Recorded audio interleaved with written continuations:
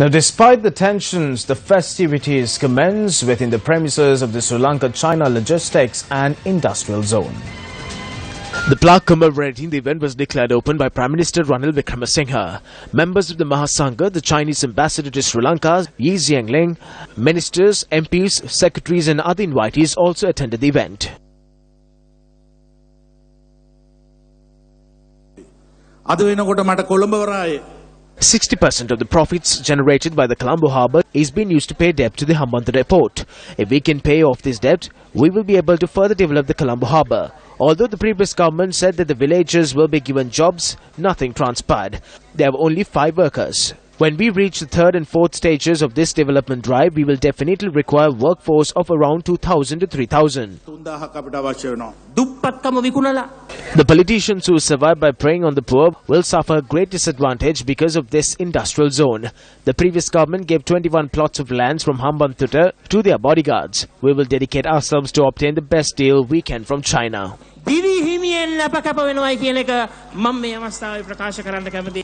Today, we take action to carry out these agreements or consensus.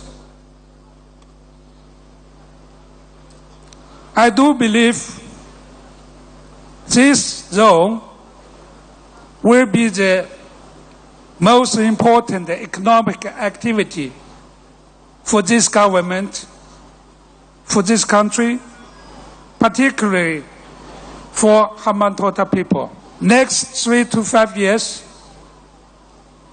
if everything is okay, I do believe at least $5 billion to be invested in this zone.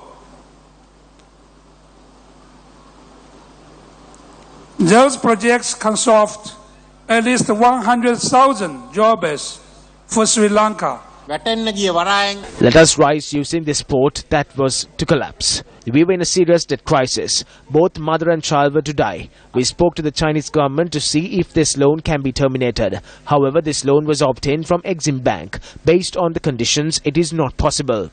We need to repay at least $1 billion. So if we give them 80%, we will have to pay $1.1 billion. That reduces the debt burden. Though we have only 20% of the administration, we retain the special features of administration.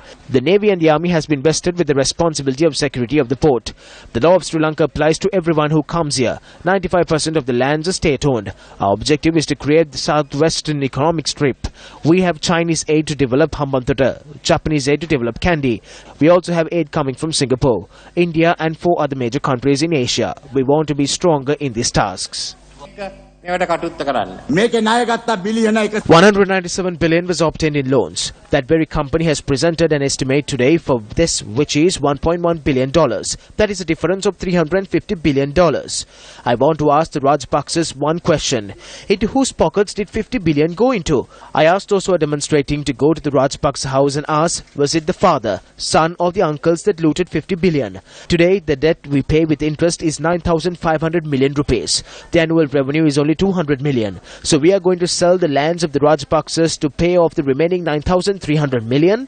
The government must bring in a law where the lands of these persons must be sold. This government will not sell anything. They sold 1,500 acres to Ulhitia, 1,200 acres to Palavatta, 5,000 acres in Somavathia, 20 acres from opposite Golf Face Green, 50 acres from Hambantota and another 600 acres from the port city.